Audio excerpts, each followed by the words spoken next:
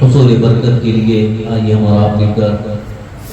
انتہائی ادب احترام اور خلوص و محبت کے ساتھ آقا نامدار مدینے کے تاجدار ہم غریبوں کے حمد و ساتھ شفیع روز شمار محبوب پروردگار سید ابرار و اخیار ارواحنا فدا جناب محمد رسول اللہ صلی اللہ تعالی علیہ وآلہ وسلم کی بارگاہ بے کس پناہ میں جھوم جھوم کر بآواز بلند درود و سلام کا نذرانہ پیش کرنے پڑھیں اللہم صلی وسلم علی سیدنا مولانا محمد مع الجود والکرم وعلى آله وصحبه وبارك وسلم صلاة وسلام عليك يا رسول الله صلاة وسلام عليك يا حبيب الله دل ہے وہ دل جو تیری یاد سے معمور رہا دل ہے وہ دل جو تیری یاد سے معمور رہا سر ہے وہ سر جو تیرے قدموں پہ قربان گیا انہیں جانا انہیں مانا نہ رکھا غیر سے کام انہیں جانا انہیں مانا نہ رکھا غیر سے کام للہ الحمد میں دنیا سے مسلمان گیا جان و دل ہوش و خرد سب تو مدینہ پہنچے جان و دل ہوش و خرد سب تو مدینہ پہنچے تم نہیں چلتے رضا سارا تو سامان گیا حضرات محترم آج کی اس نورانی عرفانی محفل میں تو عظیم بزرگوں کی بارگاہ میں خراج عقیدت پیش کرنے کے لیے نذرانہ محبت پیش کرنے کے لیے ہم اور آپ اکٹھا ہیں اعلان کے مطابق آپ نے اچھی طرح سے یہ جان لیا عرس حضور صدر الشریعہ علیہ رحمت رضوان اور عرس حضور تاج الشریعہ علیہ رحمت رضوان کے طور پر آج کی اس محفل کا انعقاد ہے مجھ سے پیش کر آپ نے ہماری جماعت اہل سنت کے ایک عظیم معتمد مستند مقتدر عالم دین فاضل جلیل حضرت علامہ مولانا فیروز احمد صاحب قبلہ سے بڑا ہی شاندار خطاب سماعت فرمایا ساتھ ہی ساتھ برادر گرامی فیصل رضا حشمتی صاحب سے ان کے اپنے خاص لب و لہجے میں نعت مصطفیٰ صلی اللہ علیہ وسلم اور مناقب سماعت فرمائیں وقت کافی ہو چکا ہے میں چہروں کو پڑھ رہا ہوں کہ آپ کے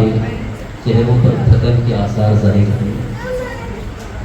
ویسے بھی مسجد میں زیادہ دیر بیٹھنا لوگ پسند نہیں کرتے ہیں جیسے اعتبار سے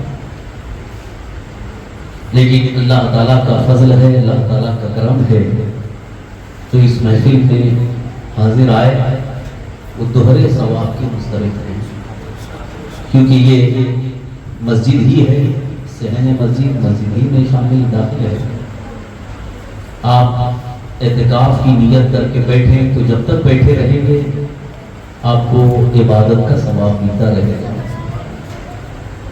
کیونکہ حدیث مبارکہ کی روشنی میں کہ جب بندہ مسجد میں داخل ہوتا ہے اور اعتکاف کی نیت کرتا ہے تو جب تک وہ مسجد میں بیٹھا ہے اسے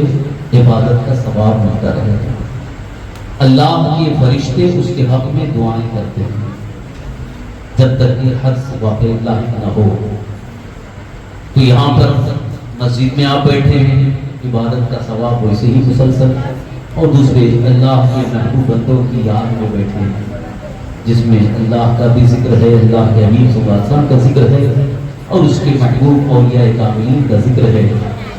لہذا مسلسل آپ اللہ کی رحمتوں سے مالا مال ہو رہے ہیں میں زیادہ وقت نہیں دوں گا اپنے عنوان کے تحت مختصر انداز میں چند ضروری معلومات آپ کے گوش گزار کرنے کی سعادت حاصل کروں گا کیونکہ میں بھی کبھی تھکا ہوں ایک ہفتے کے سفر سے الحمدللہ آج ہی اجمیر شریف سے واپسی ہوئی اور نزلہ زکام کا بھی اثر ہے مگر آپ کو میں مایوس نہیں کروں گا جس شدت کے جس انتظار میں آپ ہیں اور جو آپ کی امیدیں ہیں انشاءاللہ ان امیدوں کے مطابق کچھ اہم معلومات آپ کو حاصل ہوں گی انشاءاللہ۔ ایک مرتبہ پھر بارگاہ رسالت میں آپ صلی اللہ علیہ وسلم میں درود شریف کا نذرانہ پیش کریں۔ اللهم صل وسلم على سيدنا مولانا محمد طب القلوب ودوائها وعافية الأبدان وشفائها ونور الأبصار وضيائها وعلى آله وصحبه وسلم تسليما دائما أبدا۔ حضرات محترم، آج کے اس دور میں ایک بہت ہی پیچیدہ مسئلہ، بڑا ہی نازک مسئلہ اور بڑا ہی خطرناک مسئلہ یہ ہے کہ آج تمام مسلمان سوشل میڈیا کی تحریروں پر محدود ہوتے نظر آ رہے ہیں، اس لیے کہ کتابوں سے اب رشتہ تقریباً ختم ہو رہا ہے۔ کتابیں صرف لائبریری کی زینت بنی ہوئی ہیں، تفسیر، حدیث، فقہ کی بڑی بڑی معتمد کتابیں تفسیروں میں سجی ہوئی ہیں، لیکن مطالعہ کے لیے وہاں تک ہاتھ نہیں پہنچتا۔ عوام تو عوام، خواص جو نوفارغین ہیں وہ بھی مطالعہ سے بہت دور ہو گئے۔ آج صرف اور صرف سوشل میڈیا پر ہم محدود ہو کر رہ گئے، یا تو موبائل میں جو یوٹیوب ہے، یوٹیوب کے ذریعے، ویب سائٹ کے ذریعے، اور اس ذریعے سے جو بھی ہمیں دینی معلومات حاصل ہو رہی ہیں، جو تحریریں آ رہی ہیں، بس انہی کو ہم نے دین حاصل کرنے کا، دین سمجھنے کا ذریعہ سمجھنا۔ بات صحیح ہے، کافی حد تک صحیح ہوگی۔ تو یہ ہماری قوم کے حق میں ایک طرح سے بہت ہی خطرناک مسئلہ ہے، بڑا ہی نازک مسئلہ ہے، بہت پیچیدہ ہے۔ میں اس لیے عرض کر رہا ہوں، جہاں تک میں نے اس سلسلے میں جائزہ لیا، جو بھی شخص کسی کی تحریر کو پڑھتا ہے، تو جب تحریر کو پڑھتا ہے تو لکھنے والا، تصنیف کرنے والا یا مقالہ لکھنے والا، وہ اپنے خیالات، اپنے نظریات کو تحریر میں لاتا ہے، اپنے معافی ضمیر کو ادا کرتا ہے، اپنا نظریہ پیش کرتا ہے۔ اب جو اس کی تحریر کو پڑھتا ہے تو پھر وہی نظریہ، وہی موقف وہ بھی اختیار کرتا ہے۔ کتابوں کے سلسلے میں یہی ہوا کہ جو ہم کتابیں پڑھتے ہیں، کتاب پڑھنے کے بعد کتاب لکھنے والے نے اپنا جو خیال، اپنے نظریات، اپنا موقف جو کتاب میں پیش کیا ہے، اسی کو ہم سمجھتے ہیں اور اس کو اپنے ذہن میں بٹھا لیتے ہیں اور اس پر اپنا نظریہ جمع کرتے ہیں۔ بچوں کو ذرا خاموش کرتے، یا تو خاموش بیٹھو یا تو آپ گھر چلے جاؤ، جا کے سو جاؤ، ہماری نیند ہو جائے گی، دوسروں کو ڈسٹرب نہ کرو۔ کچھ اہم باتیں کر رہا ہوں کیونکہ آج میں جوش خطابت کا قائل نہیں رہ گیا ہوں۔ کچھ اہم باتیں جو سیکھنے اور سمجھنے اور جس کے متعلق ہمیں کچھ منصوبہ سازی کرنی ہے، اس لیے میں بڑی سنجیدگی کے ساتھ آپ سے بات کروں گا، خطاب کروں گا۔ آپ بھی سنجیدگی کے ساتھ سنیں، مگر میری اپیل ہے، میری گزارش ہے، ان باتوں پر آپ ٹھنڈے دل سے سوچ کر اس کے لیے منصوبہ سازی کریں، کیونکہ جب تک کسی قوم کے اندر منصوبہ سازی نہیں ہوتی ہے، وہ قوم کبھی کامیاب نہیں ہوتی۔ آپ نے تاریخ کا شاید مطالعہ کیا ہو، اسلامی تاریخ میں جتنی جنگیں ہوئی ہیں، غزوات جنہیں کہا گیا ہے، احادیث کریمہ میں جس کا تذکرہ ہے، 19 غزوات ہوئے۔ جو بھی غزوات ہوئے منصوبہ سازی کے تحت ہوئے۔ ابتدا میں بظاہر جنگ بدر کے حوالے سے یہ ذکر کیا گیا، اچانک جنگ مسلط ہوئی، مگر سرکار دو عالم صلی اللہ علیہ وسلم کے علم میں اور منصوبہ سازی کے ساتھ دین کی خدمت کے عظیم مناظر نظر آتے ہیں۔ تو میں یہ عرض کرنا چاہتا ہوں، آج بھی ضرورت اس بات کی ہے کہ باطل کو مات دینے کے لیے ہمارے پاس منصوبے ضروری ہیں۔ بغیر منصوبے کے، بغیر پلان کے کام بالکل ہی کمزور ہوگا۔ جیسے کوئی بلڈنگ بنا رہے ہیں، کوئی بڑا پروجیکٹ ہے، تو آپ تو ماشاءاللہ معلومات رکھتے ہیں، خاص طور پر جو انجینئرنگ کے اسٹوڈنٹس ہیں وہ اچھی طرح سے جانتے ہیں جب کوئی پروجیکٹ بنتا ہے تو اس کی پلاننگ ہوتی ہے، پوری پلاننگ کے ساتھ پروجیکٹ تیار ہوتا ہے، پھر اسی پلان کے تحت پروجیکٹ مکمل ہوتا ہے، تو وہ پروجیکٹ وہ منصوبہ بالکل ایک اچھا، ایک قابل اعتماد، مفید نظر آتا ہے۔ اور اگر کوئی پلاننگ نہ ہو ایسے ہی بن جائے، جیسے کہ بہت سارے شہروں میں بغیر پلاننگ کے بن جاتے ہیں، اس کے بعد کوئی ڈیولپمنٹ کا قانون آتا ہے، لیکن جہاں پہلے ہی سے ایک ڈیولپمنٹ پروگرام ہوتا ہے، پلاننگ ہوتی ہے، تو وہاں بہت قاعدے سے ساری چیزیں بنی ہوئی۔ عرض یہ کرنا ہے کہ جب تک ہمارے اندر منصوبہ سازی نہیں ہوگی اس وقت تک پھر ہم ایسے ہی منتشر رہیں گے اور باطل طاقتوں کو معاذ اللہ حق کے خلاف سر اٹھانے کا موقع ملتا رہے گا، اور آج یہی ہو رہا ہے۔ ہمارے یہاں منصوبہ سازی کا سسٹم ختم ہو گیا، بس صرف اور صرف ہم جلسے کر لیتے ہیں، ایک پروگرام ہو جاتا ہے، اس کے بعد کھا پی کے سو جاتے ہیں، علماء چیختے ہیں، چلاتے ہیں، آپ کو بیدار کرتے ہیں، وہ بھی چلے جاتے ہیں، لیکن منصوبہ کچھ نہیں، پلاننگ کچھ نہیں ہے، منصوبہ سازی نہیں ہے۔ اور اس کا نتیجہ جو میں دیکھ رہا ہوں، شاید آپ نے بھی کافی حالات کو دیکھا ہوگا کہ آج ایسے ایسے فتنے جنم لے رہے ہیں کہ جن کے بارے میں آپ نے کبھی سوچا بھی نہیں، اور ایسے ایسے خیالات، ایسے ایسے نظریات آج ہماری قوم کے بچوں کو گمراہ کر رہے ہیں کہ جن کے بارے میں آپ سوچ کر کے بالکل حیرت زدہ ہوں گے، پیروں تلے زمین کھسک جائے گی کہ ہمارے بچے ایسے فکر میں مبتلا ہو گئے۔ اس کی وجہ یہی ہے کہ ہمارے یہاں منصوبہ سازی نہیں ہے۔ ابھی چند دنوں پہلے ہمارے پاس ایک نوجوان حاضر ہوا اور انہوں نے کہا کہ محلے کے چند بچے کہیں جا رہے ہیں۔ میں نے پوچھا کہاں جا رہے ہیں؟ بولے ایک فتنہ اٹھا ہوا ہے، مہدوی فرقہ ہے، تو پرانا ہی ہے لیکن اب وہ نئے انداز سے انہوں نے اپنی پبلشنگ شروع کر دی ہے۔ ان کا جو لیڈر ہے، گروپ لیڈر، کنگ سرکل کے پاس رہتا ہے اور وہاں اس کی ایک خانقاہ بنی ہوئی ہے۔ اس خانقاہ میں نام خانقاہ کا، نام پیری مریدی کا ہے، معرفت کا درس دینے کے نام سے نوجوانوں کو قریب کرتا ہے اور اس طرح سے ان کو ان کے ذہن کو معاف کرتا ہے کہ پھر وہ نماز سے بھی دور ہو جاتے ہیں، معاذ اللہ ان کا ایمان خطرے میں ہے۔ تو اس نوجوان نے جب یہ مجھ سے کہا کہ ہمارے محلے کے لیے مدد پورا کے کچھ بچے جو ہے ان کی شکایت میں آ گئے ہیں اور وہ گھبراہ ہو رہے ہیں، لہٰذا آپ سے گزارش ہے کہ اس سلسلے میں کچھ کریں۔ میں نے کہا جو بچے جا رہے ہیں ان میں سے ایک دو کو آپ میرے پاس کسی طرح سے لے کے آئے۔ تو وہ بہلا فیصلہ کر کے دو بچوں کو لے کے آیا میرے پاس۔ میں نے ان سے ساری معلومات حاصل کی، آخر کیسے گئے وہاں، کیا ملا، کیا چیز آپ نے سیکھا، کیا حاصل کیا۔ بچہ ہے مشکل سے میرے خیال سے 15-16 سال کے عمر کا بچہ ہوگا، وہ ایسی ایسی باتیں بتا رہا ہے کہ ہمارے مرشد نے، اب وہ مرشد بھی نہیں کہ بلکہ ایک ہی بات مرشد کا، اس کے بعد کہا رب الارباب، یعنی جس کو انہوں نے اپنا پیر یا مرشد بنایا ہے وہ رب الارباب اس کو کہتے ہیں۔ وہ خود اس نے کہا کہ میں رب الارباب ہوں۔ آپ جانتے ہو رب الارباب کا معنی کیا ہے؟ رب مانے پالنے والا، رب تو یہ اللہ کا خاص اللہ تعالیٰ کی صفت ہے،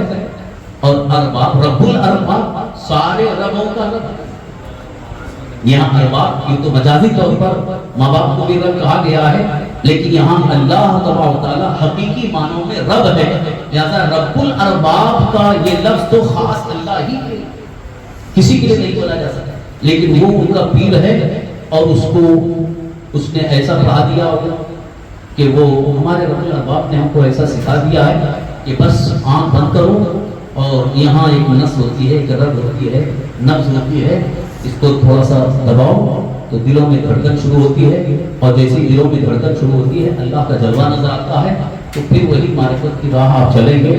پھر معرفت کی جب راہ مل جائے گی تو پھر یہ ماتھا ٹیکنے کی ضرورت نہیں ہے، نہیں۔ اس طرح کی باتیں جب اس سے میں نے کافی باتیں سنی، محسوس ہوا کہ گمراہ کرنے کے کیسے کیسے راستے اختیار کیے گئے، معرفت کے نام پہ، اللہ کے ذکر کے نام پہ لوگوں کو گمراہ کر رہے ہیں۔ آپ حیرت میں ہوں گے ان کی باتیں سن کر کے تو میں یہ عرض کرنا چاہتا ہوں یہ ہماری قوم کے بچے ان کے ہاتھوں کیسے شکار ہو رہے ہیں، ہمارے نوجوان کیوں ان کے قریب ہو رہے ہیں، کیسے یہ ان سے متاثر ہو رہے ہیں۔ اس کی تہ تک جب میں نے پہنچنے کی کوشش کی تو پتہ چلا کہ ان کا ایک باقاعدہ چینل چلتا ہے، ان کا چینل ہے اور اسی چینل کے ذریعے ان کے بیانات آتے ہیں، پھر وہ بھیجتے ہیں ایک ایک کو اس طرح سے، اور جو سنتا ہے وہ سننے کے بعد متاثر ہوتا ہے، اور جب متاثر ہوتا ہے تو پھر ان کا جو ایجنٹ ہوتا ہے وہ ان کو لے کر کے جاتا ہے، اور وہاں جانے کے بعد پھر اس کا پورا برین واش کر پورا دماغ صاف ہو جاتا ہے، پھر وہ اپنی چیزیں ڈالتے ہیں، اس طرح سے وہ متاثر کر رہے، گمراہ کر رہے ہیں۔ یہ بات سن کر کے بڑی حیرت ہے۔ یہ ایک چیز میں عرض کر رہا ہوں، ایک فتنہ، ایسے ہزاروں فتنے جنم لے چکے ہیں، اور افسوس اس بات کا ہے کہ ہمارے جو کٹر سنی گھرانے جہاں نیاز فاتحہ بڑے دھوم دھام سے ہوتی تھی، ان گھروں میں یہ فتنے جنم لے رہے ہیں، وہیں سے بچے اٹھائے جا رہے ہیں، اور ان کو ذکر الہی کے نام پر، معرفت کے نام پہ، پیری مریدی کے نام پہ ان کو کھینچا جاتا ہے، لے جانے کے بعد گمراہ کر دیتے ہیں۔ اب پھر وہ باغی بن جاتے ہیں، ماں باپ کے باغی بن جاتے ہیں، اور سب سے زیادہ ان بچوں کے جو ذہنوں میں بغاوت کا جذبہ جو پیدا کیا جا رہا ہے وہ علماء، ملا مولویوں کے پاس مت جانا، کیونکہ ملا مولویوں کے پاس جاؤ گے تو وہ تم کو گمراہ کریں گے۔ اس طرح سے ان کو علماء سے دور کرتے ہیں، کیونکہ وہاں معلوم ہے کہ عالم کے پاس آئیں گے تو ان کا دل کھل جائے گا، جس کو وہ رب الارباب مان رہے ہیں معاذ اللہ رب العالمین، یا جس پر وہ اپنی جان نچھاور کر رہے ہیں، اس کو نہ جانے کیا کیا انہوں نے مقام مرتبہ دے رکھا ہے، اگر عالم دین کے پاس آئیں گے تو دل کھل جائے گا۔ بات سمجھ میں آ رہی ہے؟ ان نوجوانوں کو جب میں نے بلایا، پھر اس کے بعد کافی دیر تک ان کی باتیں سننے کے بعد پھر میں نے اپنی جو پلاننگ ہے اس پلاننگ کے تحت پھر ان کے ذہن کو میں قریب کرنے کی کوشش کیا، پھر جا کر کے وہ متاثر ہوئے، اور الحمدللہ انہوں نے سچی دل سے توبہ کیا۔ پھر اس کے بعد میں نے ان کے لیے خاص انتظام کیا کہ میں اپنا وقت ہوں گا، اگر میں نہیں ہوں گا کسی اچھے عالم دین کو کہ آپ آؤ، دین سیکھو، قرآن کریم ترجمے کے ساتھ، تفسیر کے ساتھ، اور ایمان کے متعلق معلومات حاصل کرو، تو آپ کو یہاں سے سمجھ میں آ جائے گا کہ حق کیا ہے اور باطل کیا ہے۔ الحمدللہ انہوں نے یہ آنے کا سلسلہ شروع کیا۔ تو میرا عرض کرنے کا مطلب یہ ہے کہ جب تک ہم منصوبہ سازی نہیں کریں گے، اس طرح سے ہمارے بہت سارے بچے گمراہ ہو جا رہے ہیں، دین سے دور ہو رہے ہیں۔ ابھی تک تو ایک رونا ہم یہ رو رہے تھے کہ اخلاقی بگاڑ ہمارے معاشرے میں پیدا ہو گیا، ہمارے بچے اخلاقی طور پر بگڑ رہے ہیں، نشہ کے عادی ہو رہے ہیں، برائیوں کی طرف مائل ہیں، بہت زیادہ بے حیائی کی طرف مائل ہیں۔ لیکن یہاں تک بے حیائی یہ گناہ ہے، نشہ گناہ ہے، یہ گناہوں میں مبتلا ہیں، لیکن اس سے زیادہ افسوس اس بات کا ہے کہ وہاں تو ایمان جا رہا ہے، وہاں ایمان خطرے میں ہے۔ اگر عمل بگڑ گیا تو اللہ تعالیٰ کے فضل سے انہیں توبہ کی توفیق مل جائے تو ان کا خاتمہ ایمان پر ہو جائے تو وہ ایک طرح سے نجات پا جائیں گے، لیکن جن کا ایمان ختم ہو گیا ان کے لیے کچھ نہیں ہے۔ ایمان ختم ہو گیا تو کسی عمل کا ثواب بھی نہیں ہے۔ ایمان جس کا سلامت نہ رہا اس کی دنیا بھی برباد ہے، اس کی آخرت بھی برباد ہے۔ کل میدان محشر میں ان ماں باپ کو بے انتہا شرمندگی ہوگی جب ان کے بچے کو ان کے نگاہوں کے سامنے جہنم کی طرف گھسیٹا جا رہا ہوگا، جہنم کی طرف لے جایا جا رہا ہوگا۔ آپ ذرا اپنے دل پہ ہاتھ رکھ کر کے بتاؤ، اگر اللہ نہ کرے کبھی نہ کرے ہمارا بچہ گھر میں ہے اور گھر میں آگ لگ گئی ہے اور بڑی بھیانک آگ لگی ہے، تو کیا ہم دیکھتے ہوئے خاموش بیٹھے رہے؟ کوئی ماں باپ ہرگز اس طرح سے خاموش نہیں بیٹھ سکتے کہ جب گھر میں آگ لگی ہو اور بچہ ہمارا وہاں ہو تو ہماری کوشش یہ ہوتی ہے کہ اپنی جان جوخم میں ڈال کر اپنے اس بچے کو بچائیں۔ اس بچے کی جان بچانے کے لیے ہم اپنی ساری توانائی خرچ کر دیتے ہیں، لہذا دنیا کی آگ سے بچانے کی اتنی فکر ہے تو جہنم کی آگ سے بچانے کی فکر آج کل نہیں ہے۔ اکثر ماں باپ کو میں نے دیکھا کہ اپنے بچوں کے ایمان کی کوئی فکر نہیں ہے، عقیدے کی فکر نہیں ہے، بس صرف کیریئر کی فکر ہے۔ کیریئر اچھا ہونا چاہیے، اچھا جاب مل جائے، اچھی نوکری مل جائے، اچھی ملازمت مل جائے، اچھی حسین خوبصورت لڑکی مل جائے، اچھا رشتہ مل جائے، بینک بیلنس جمع ہو جائے، کتنی پراپرٹی جمع ہو جائے، یہی فکر ہے، اور اپنے بچوں کے ایمان کی فکر نہیں ہے، جس کا یہ نتیجہ ہے کہ آج وہ بد مذہبوں کے ہتھے چڑھ رہے ہیں، بد مذہبوں کے دامے فریب میں مبتلا ہو رہے ہیں۔ حضرات محترم، آئیے اس سلسلے میں چند مشورے کتاب اللہ اور سنت رسول اللہ کی روشنی میں عرض کرنا چاہوں گا۔ سب سے پہلے ہمیں اپنے ایمان کی حفاظت کے لیے اپنے گھر کے اندر اپنے بچوں کو بٹھا کر درس ایمان دیتے رہنا چاہیے۔ ہر ماں باپ کی ذمہ داری ہے کہ کھانے کے لیے تو کم سے کم ساتھ میں بٹھاتے ہیں، ساتھ میں بیٹھتے ہیں، تو اس وقت درس ایمان کا کچھ نہ کچھ حصہ آپ ان کے سامنے پیش کرتے رہیں۔ ایمان کا درس کیا ہے؟ آپ سب سے پہلے اپنے آپ کو تھوڑا پریپیئر کر لیں، تیار کر لیں، کسی سنی سے عقیدہ اچھے عالم دین کے پاس بیٹھ کر ایمان کے متعلق ساری چیزیں نالج لے کر کے پھر گھر میں بیٹھے۔ بچے آئیں تو ان سے کہنا کہ رات میں ساتھ میں بیٹھ کر کے کھائیں گے، رات میں ساتھ میں بیٹھ کر کے کھائیں گے۔ بچے ویسے بھی اگر واقعی اطاعت و فرما برداری میں ہیں تو یقیناً وہ ساتھ میں بیٹھنا پسند کریں گے۔ کھاتے کھاتے انہیں چند ایمانی باتیں ہوتی ہیں، سرکار دو عالم صلی اللہ علیہ وسلم کی سچی محبت، عشق رسول ان کے ذہن میں اتارتے رہو، تاکہ یہ ان کے ذہن میں نقش ہو جائے، پھر کوئی گمراہ انہیں گمراہ نہ کر سکے۔ یہ میری رائے ہے، میرا مشورہ ہے، اگر آپ قبول کریں تو انشاءاللہ اس کا فائدہ آپ کو محسوس ہوگا، اس لیے کہ میں نے دیکھا ہے ہمارے خاندان میں ہمارے والد ماجد دادا تقریباً یہ سلسلہ گھر میں رہا، جس کی وجہ سے الحمدللہ کبھی بد مذہبوں سے کبھی ہم نہ متاثر ہوئے، نہ کبھی اس طرف میلان۔ بچپن ہی سے مدرسے میں آنے کے بعد وہ الگ چیز حاصل ہوئی، لیکن مدرسے میں آنے سے پہلے بھی اپنے اندر عشق رسول، محبت رسول، مسلک اعلیٰ حضرت ہمارے ذہنوں میں بالکل اتار گیا، گٹھی میں پلا دیا گیا، اور پھر اس کے اندر اتنا استحکام پیدا ہوا کہ پھر علم دین حاصل کرنے کے بعد پھر اس میں اور مزید استحکام ہوتا رہا۔ حضرات محترم، اس مشورے کو آپ اپنے ذہن میں رکھیں اور اس کا استعمال کرتے رہیں، انشاءاللہ العزیز گھر کا ماحول بھی بہتر ہوتا نظر آئے۔ بچوں کو اتنا تو علم حاصل ہو جائے گا، یہ میں اس لیے عرض کر رہا ہوں، بہت سارے بچے ایسے بھی ہیں جن کو صحیح طریقے سے کلمہ بھی پڑھنا نہیں آتا، صحیح کلمہ پڑھنا نہیں آتا۔ میں صحیح بات بتاؤں آپ کو، جوان جب نکاح کے وقت میں، کیونکہ نکاح کے وقت ہمارے یہاں کا رواج ہے، سارے امام حضرات جانتے ہیں کہ نکاح پڑھاتے وقت کلمہ طیبہ پڑھاتے ہیں۔ جتنے بھی نکاح کر چکے ہیں، جو شادی شدہ ہیں، انہوں نے کلمہ پڑھا ہے، تو جیسے کلمہ پڑھاتے ہیں تو کتنے ایسے ان کو کلمہ بھی پڑھنے نہیں آتا۔ تب افسوس یہ ہوتا ہے کہ یہ نوجوان ہے، شادی ہونے جا رہی ہے اور اس کو کلمہ پڑھنے نہیں آ رہا ہے، تب اس کی جو اولاد ہوگی اس کا کیا حال ہوگا، اس سے جو نسل نکلے گی وہ کیا حال ہوگا۔ اس لیے میں عرض یہ کرنا چاہتا ہوں، کیونکہ کبھی کبھی بہت دکھ سے کہتا ہوں کہ آج ماں باپ اپنے بچوں کی شادی کے لیے لاکھوں روپے خرچ کرتے ہوئے نظر آتے ہیں، لیکن ان کے عقیدے کی حفاظت کے لیے اور ان کی تعلیم دین کے لیے کبھی فکر کرتے نظر نہیں آتے، جس کا نتیجہ یہ ہے کہ شادی شدہ ہو رہے ہیں، انہیں کلمہ پڑھنا نہیں آتا۔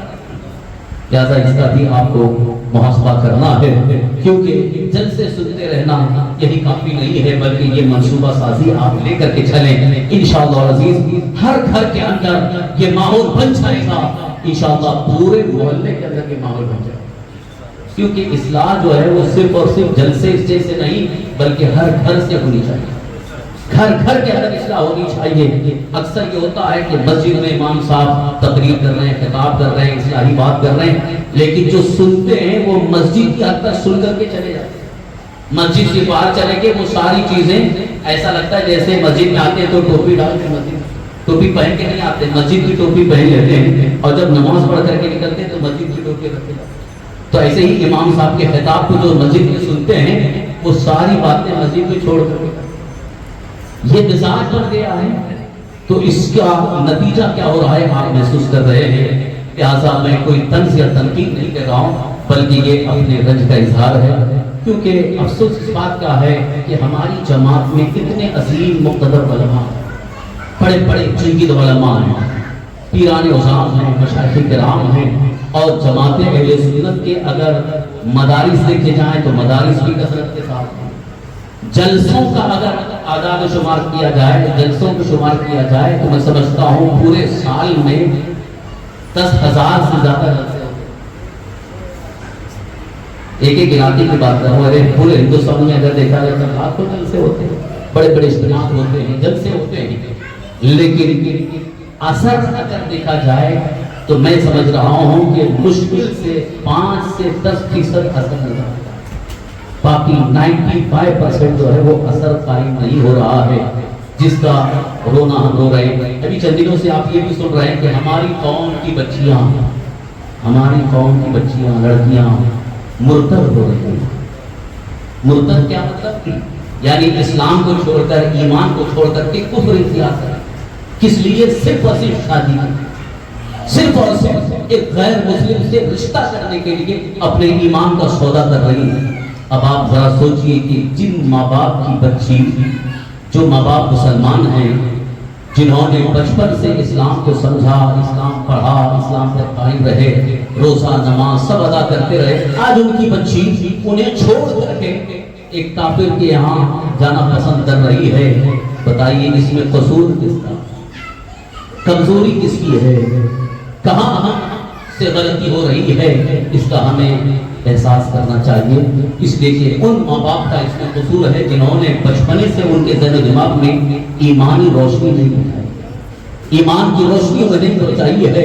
ایمانی کیفیت، ایمانی جذبہ انہیں نہیں دیا ہے، جس کی وجہ سے آج بچیاں صرف اور صرف ایک ظاہری طور پر مال و دولت والا یا ظاہری طور پر دنیا میں عیش و عشرت والا کافر لڑکا پسند کرتی نظر آ رہی ہیں، جبکہ قرآن مجید میں اللہ تعالیٰ کا فرمان ہے، اللہ رب العزت کے ارشاد ہے، مومن غلام وَلَعَبْدٌ مُؤْمِنٌ خَيْرٌ مِّن مُشْرِكٍ وَلَوْ أَعْجَبَكَ۔ ایک مومن غلام یعنی مسلمان ہے، ایمان والا ہے، غلام ہے، تو اس مشرک سے بہتر ہے، اگر تمہیں بہت اچھا لگ رہا ہو، یعنی دیکھنے میں اسمارٹ لگ رہا ہو، دولت مند ہے، صاحب اقتدار ہے، بہت زیادہ اس کے پاس عیش و عزت کے سامان ہیں، لیکن وہ کافر ہے، مشرک ہے، تو اللہ تعالیٰ فرماتا ہے وہ تمہارے حق میں بہتر نہیں ہے، بلکہ ایک غلام ہے، ایک جھوپڑی میں رہتا ہے، لیکن صاحب ایمان ہے تو تمہارے حق میں بہتر ہے۔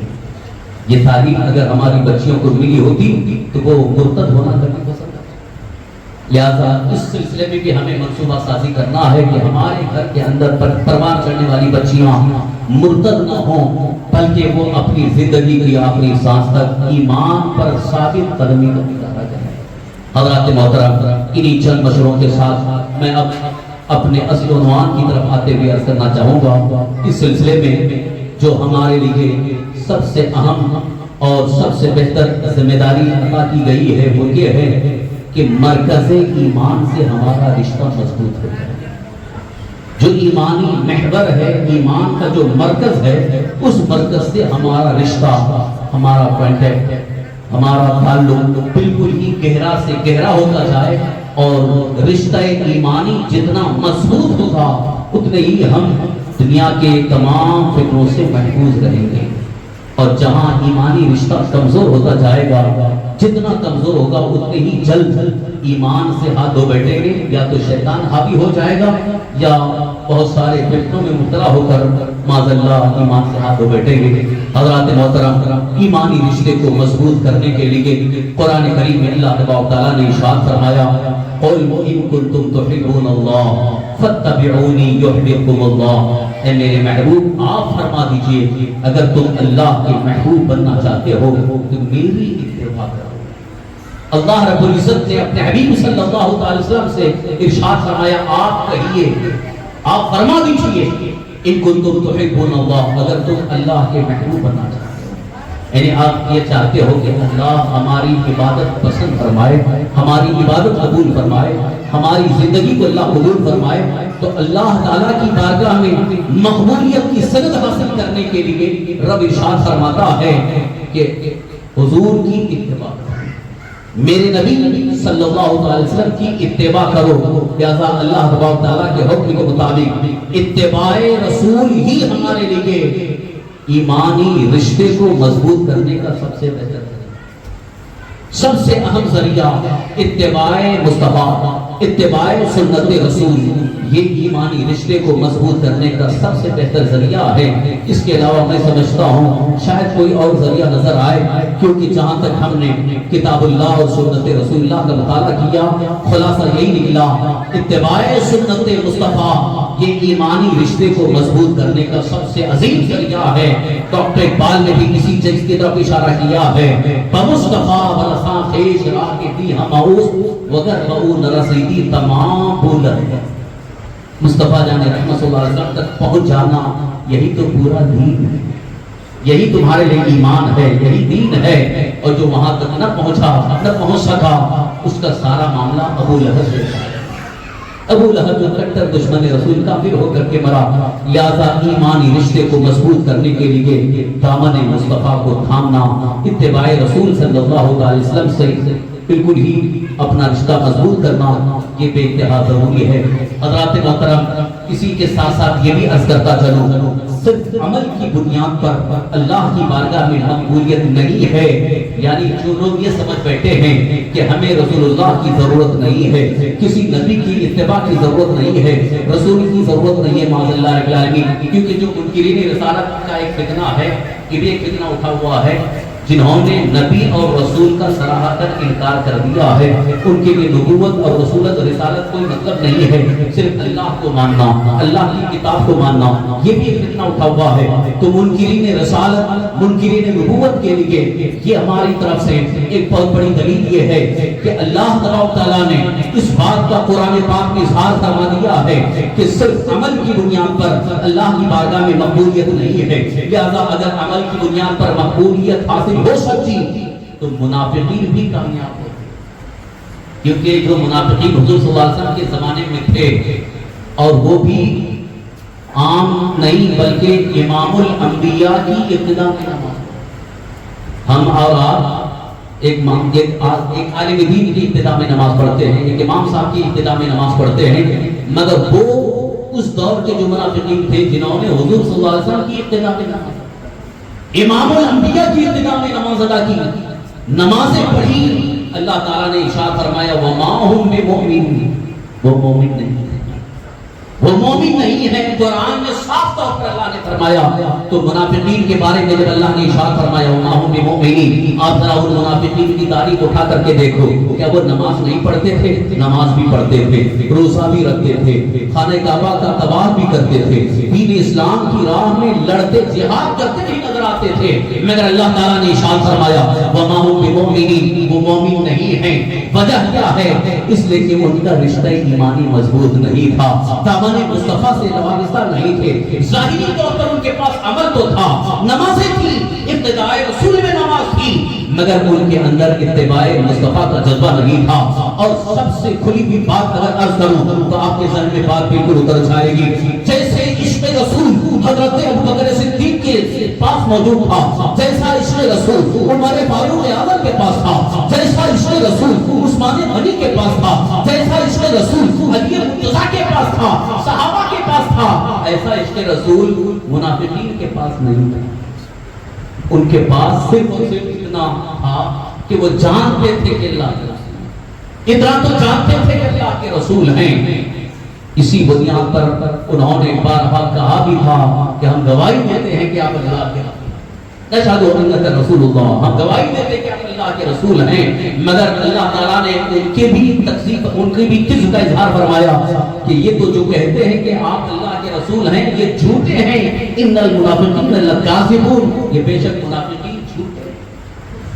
تو یہاں منافقین کو جھوٹا واضح کیا گیا، منافقین کو صاحب ایمان نہیں تسلیم کیا گیا۔ وجہ کیا تھی؟ وجہ صرف یہ تھی کہ انہوں نے اللہ کے حبیب سرکار دو عالم صلی اللہ علیہ وسلم سے ایمانی رشتہ نہیں رکھا تھا، محبت رسول نہیں تھی، عشق رسول میں سرشار نہیں تھے۔ اسی لیے اعلیٰ حضرت امام عشق و محبت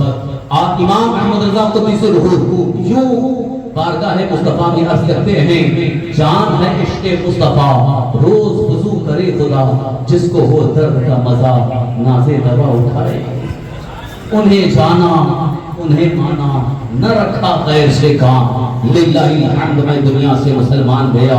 اگر واقعی دل و جان سے اللہ کے رسول صلی اللہ علیہ وسلم کو مانتا ہے، سچی محبت اس کے دل میں موجود ہے، اور دل میں عشق رسول اتنا زیادہ ہے کہ دنیا کی ہر محبت پر وہ حضور صلی اللہ علیہ وسلم کی محبت کو دنیا کی ہر محبت پر قربان کر دیتا ہے، دنیا کی ساری محبتوں کو حضور کی محبت پر قربان کر دیتا ہے۔ یقیناً وہی صاحب ایمان ہوگا، وہی مومن کہلائے گا، اور وہی صحیح معنوں میں دنیا اور آخرت میں کامیاب ہوگا۔ حضرات محترم، اس سلسلے میں آئیے میں صحابہ کرام رضوان اللہ علیہم کی زندگی کا ایک سبق آپ کے سامنے پیش کرنا چاہتا ہوں، جس سے آپ کا ایمان